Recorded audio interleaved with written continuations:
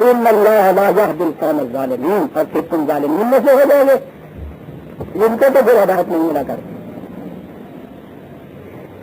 ان کے ساتھ یہ تعلقات جو ہیں باہمی، اور خاص طور پر مملکت کے اندر یہ قتل نہیں اس میں دخیل ہو سکتا۔ ظالمان سوال اٹھایا جاتا ہے صاحب پاکستان میں آنے کے بعد تو ہماری بدقسم تھی،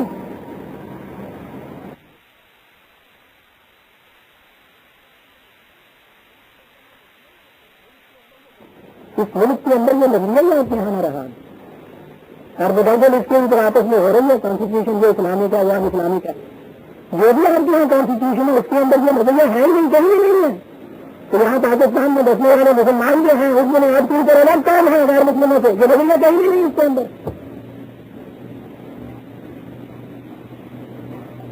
یہ چیز ہی لگ رہی،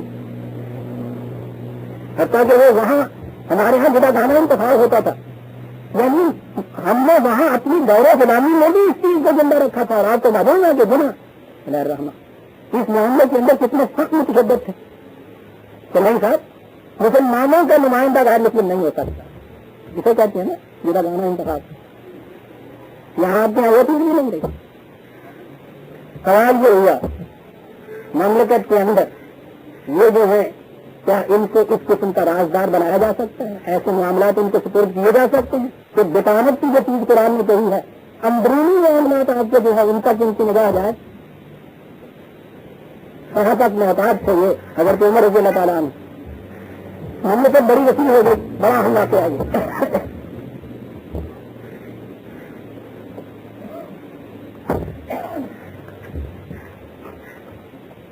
سیکرٹریٹ کھولنا پڑا، کاروبار مملکت بہت بڑا عظیم، اربوں کی یہ کام، وہ گنتی ہیں، گنتی میں ہی 100 تک کے لیے تو اردو کی گنتی، اس کے بعد زیادہ سے زیادہ اس زبان نے الگ کو کہہ دیا 1000 کو، اس کے آگے ان کے یہاں گنتی ہے نہیں چاروں، وہ ایسی کہوں تھی مملکت اب ایسی آ گئی کہ جس میں لاکھوں کروڑوں تک کے لیے یہ ایک عمر کا کام ملتا نہیں تھا کوئی آدمی۔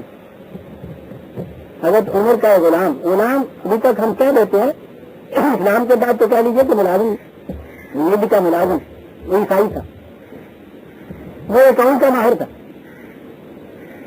آپ کو یہ برتون پڑی کہ کہیں سے کوئی اکاؤنٹ جاننے والا مل جائے تو اس کے سپورٹ یہ کام کرے، ملتا نہیں تھا۔ لوگوں نے کہا کہ حضرت موجود ہے اور وہ جانتا بھی ہے۔ غور کیجیے گا 2 باتیں، ایک عمر کا درہ بڑا مشہور ہے، ایسا نظر آتا ہے کہ آپ کو دیے ہوئے تو مار کے مسلمان کرتے چلے جاتے تھے آپ کو، گھر کے اندر نجی ملازم، اور دوسرے اتنی ضرورت، 2 ہی چیزیں ہیں دونوں سامنے آ جاتی ہیں۔ آپ کیا کہتے ہو قرآن کے ان ارشادات کی موجودگی میں ایک غیر مسلم کو ریلیجیس سلطنت کے اندر دخیل کار بنا رہی ہے، اقامت نہیں رکھے جاتے تو اس سے کچھ بنیادی نقصان ہوگا۔ اگر اس پر مجھے مملکت کے اندر شامل کر دیتا ہوں تو قرآن کی تعلیم کے اندر خلاف کرا جائے گا، اسے نہیں میں شامل کر سکتا۔ اس سے کہا گیا کہ اتنا بڑا کام ہے، کیا رکھا ہے اسی صلاحیت میں جس کے اندر تم ہو، تمہیں مسلمان ہو جاؤ۔ اس نے کہا کہ عمر کہیں گے تو پھر ہو جائے گا۔ اگر عمر نے کہا کہ میرے کہنے کا مطلب یہ ہوگا کہ میں اکراہ اور زبردستی اس کو مسلمان بنا رہا ہوں، میں نہیں اس کو سمجھ رہا۔ وہ ساری عمر عیسائی رہا ہے، ساری عمر یہ پوسٹ لیکن رہی غیر مسلم کو، حالانکہ عیسائی تھا، بطانت نہیں لایا جا رہا۔ اور وہ چیز کہ اتنی سی بات اگر میں کہوں گا تو یہ چیز جو ہے یہ سربراہ مملکت ہے، پھر اپنا ملازم ہے نا، اس قدر دور رس میں گئے تھی کہ یہ بات کہنے میں کہ معنی نہیں رہے گا کہ اس پہ جبر کر رہا ہوں میں کہوں گا نہیں، اور اس طرح سے اس کو عیسائی رہتے ہوئے مملکت میں لاؤں گا نہیں۔ یہ اسی اسلامی مملکتوں کی تشکیل ہوا کرتی ہے انسان من تو سار نکل گیا جسے آپ کہتے ہیں یہود و نصارہ، ان کا کچھ شمار اسی نہیں ہے، اور ساری اگر کچھ ہے اور آگے آئیے صاحب، ان کے ساتھ یہ تعلقات نہیں کام رکھے جا سکتے۔ آج آپ کے ہاں ابھی اتنی ضرورت تو بات نہیں ہوئی کہ جو کچھ ڈرائنگ روم میں کہا جاتا ہے باہر کہا جائے۔ ڈرائنگ روموں کے اندر تو آپ دیکھیں گے کہ مذہب کے اعتقاد، دین کے اعتقادات، نظریات، شاعر وغیرہ مذاق ہو رہا ہے، پھپتیاں کسی جا رہی ہیں، یہ سب کچھ ہو رہا ہے اس کے متعلق، عام انداز ایک فیشن کا ہو رہا ہے اس کے لیے۔ سنیے قرآن کیا کہتا ہے، یا ایھا الذین آمنوا لا تتخذوا الذین اتخذوا دینکم ہزوا ولعبا من الذین اوتوا الکتاب من قبلکم والکفار اولیاء، ان لوگوں میں سے جو بھی تمہارے دین کو کا مذاق اڑائے،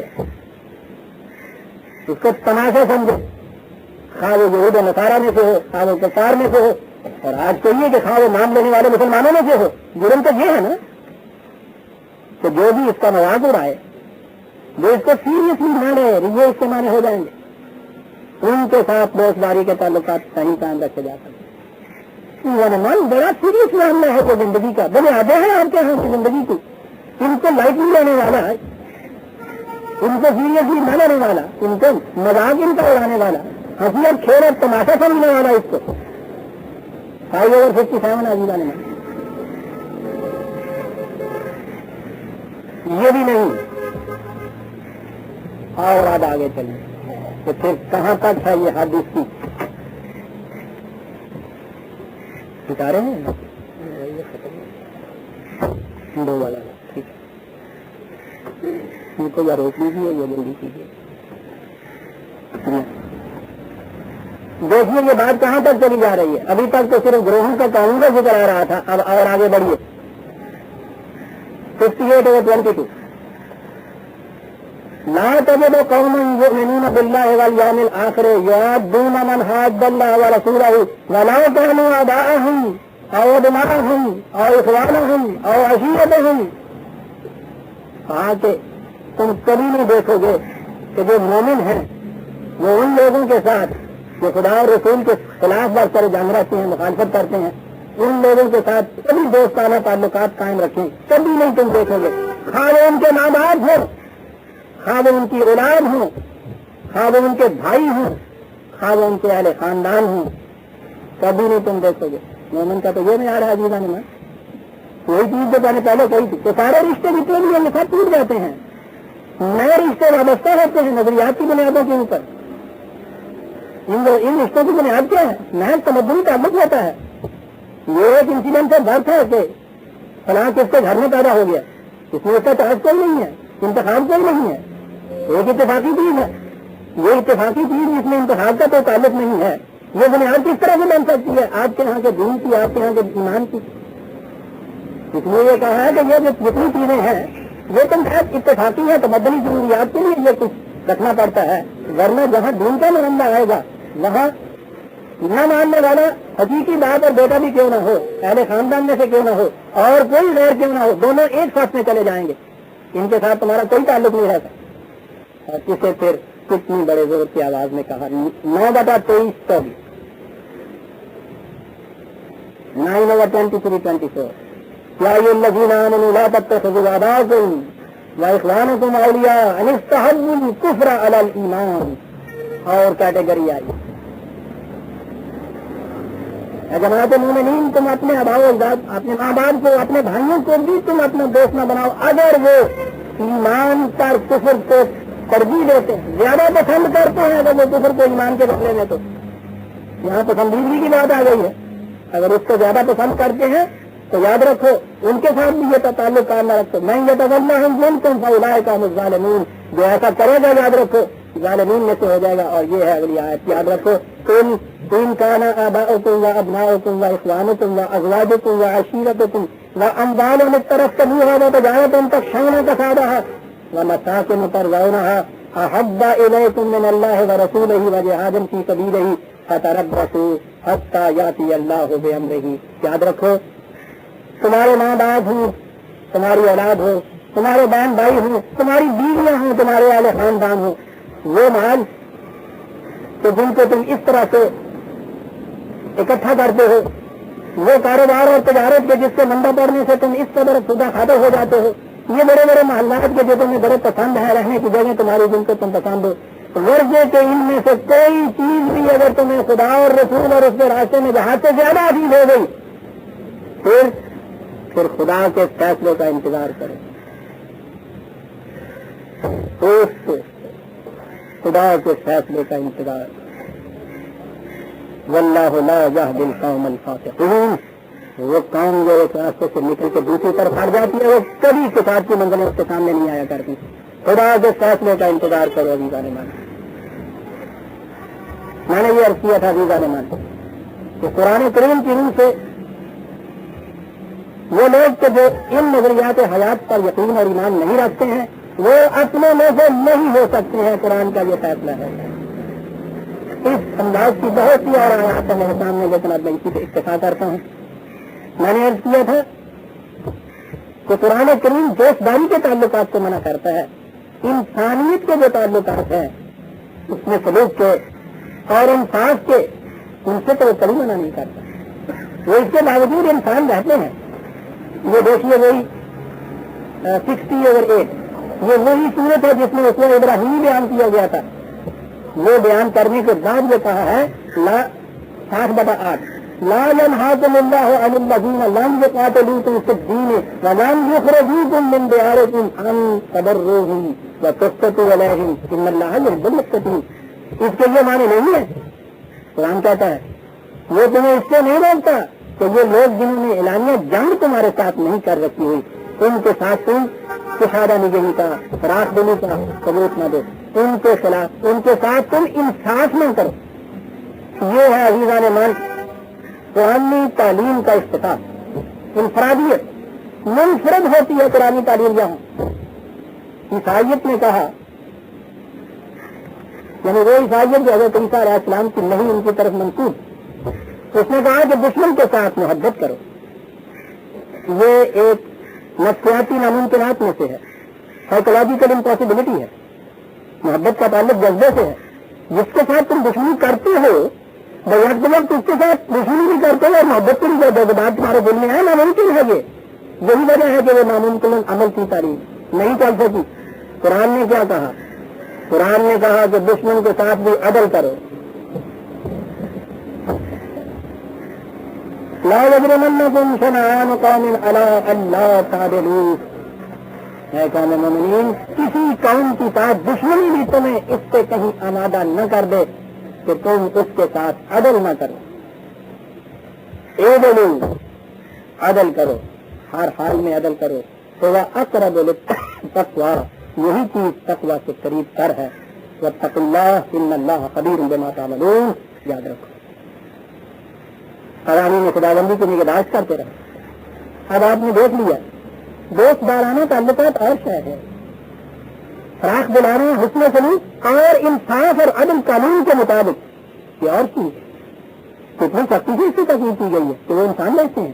حقوق انسانیت ان کو دینے ہوں گے. آپ مملکت کی اگر ذمہ داری ہے تمام افراد کو رزق کے بہم پہنچانے کی تو اس میں مسلم اور غیر مسلم کا کوئی کسی قسم کا فرق نہیں ہوگا. حقوق انسانیت عدل کا جو تقاضا ہے کہ قانون کے مطابق ان کے فیصلے ہوں گے.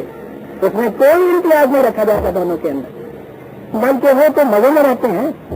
اسلامی مملکت میں غیر مسلم جو ہے اس کو ذمہ کہتے ہیں یعنی ان کی حفاظت کا ذمہ ہی نہیں رکھا ہوتا. دشمن کی گولیاں یہ سینے دکھاتے ہیں کہ ان کی حفاظت کی جاری یہاں رہتے ہیں. ان کے معبودوں کی حفاظت عبادت گاہوں کی حفاظت تو پورا حج میں جو فریضہ ہے جماعت مومنین کا اور ان کی حفاظت جو ہے سنی ہونے کے اعتبار سے وہ ان کا فریضہ ہو جاتا ہے. تمام حقوق انسانیت ان کو ملتے ہیں. لیکن آج کی مملکت یا سوسائٹی کے نظام کے اندر کی جو چیزیں ہیں اس میں وہ دخیل کار نہیں ہو سکتی. بات خاص ہے رمضان ایمان وہ اس بنیاد کو ہی نہیں مانتا جس کے اوپر آپ کو مملکت کی عمارت استوار ہوتی ہے تو آپ اس عمارت کا نافذ اس کو کس طرح سے قرار دے سکتے ہیں؟ یہ نہیں ہو سکتا. ان کے ساتھ آپ ٹریٹنگ کر سکتے ہیں. معاہدات کرتے ہیں. قرآن نے وہ کچھ کہا ہوا ہے تو ان کے ساتھ معاہدے کرو ٹریٹنگ کرو.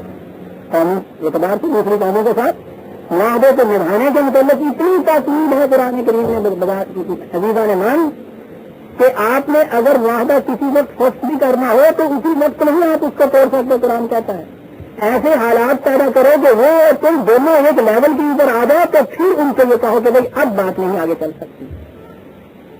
دشمنوں کے ساتھ وہ تعلقات عزیزان مان. یہاں تک میں نے یہ بات کہی کہ قرآن کریم کی اس آیا اور اس آیا کی تفسیر میں مختلف مقامات پر جو آیات آئی ہیں ان کی روح سے جو بھی آپ کی اس آئیڈیالوجی میں بلیو نہیں کرتا اس کے ساتھ بہت ساری کے تعلقات نہیں قائم ہو سکتے، وہ آدمی قوم کا فرد نہیں بن سکتا. قرآن اس میں واضح ہے، دو آرا نہیں اس بات میں ہو سکتا، لیکن اس آیت کا ایک اہم حصہ باقی ہے. الا ان تتقوا منهم تقاتا، اور یہ وہ چیز ہے جو میں اس وقت نہیں پھیر سکتا، وقت کم منٹ باقی ہے. اس کے معنی وہ لیے جاتے ہیں کہ بھائی ٹھیک ہے دوستداری کے تعلقات سے نہیں کام کر سکتے، لیکن اگر ان سے ڈر ہو تمہیں تو پھر ان کے دوست بنے. آپ کو معلوم ہے عزیزہ نے میرا کسی فرقے سے تعلق نہیں، قرآن کی روح سے جو شخص فرقہ بندی کو شرک قرار ہوتا ہے اس کا فرقے سے تعلق نہیں ہو سکتا. اس لیے میں کسی فرقے کے معتقدات اور نظریات کے سامنے نہیں لایا کرتا، لیکن جو چیز قرآن کے خلاف ہو وہ کسی فرقے سے متعلق ہے مجھے تو اس کی مخالفت کرنی ہوتی ہے، کچھ فرقے کی مخالفت نہیں ہوتی. قرآن کے خلاف اس عقیدے نظریے خیال کی مخالفت ہوتی ہے. یہ جو چیز ہے کہ اگر تمہیں ڈر ہو تو پھر دوست بنے رہو. اور یہ لفظ تقاتل یہاں جو آیا یہاں سے ہمارے ہاں ایک گروہ نے تقیہ کا ایک نظریہ قائم کیا ہوا ہے.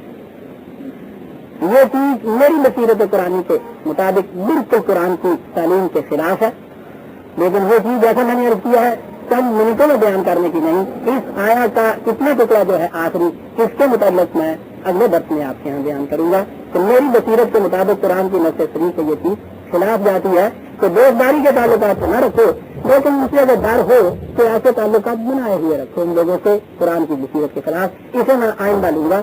سورہ آل عمران کی 27ویں آیت کا پہلا حصہ آج ہم لے سکے، اگلا حصہ آئندہ لیں گے.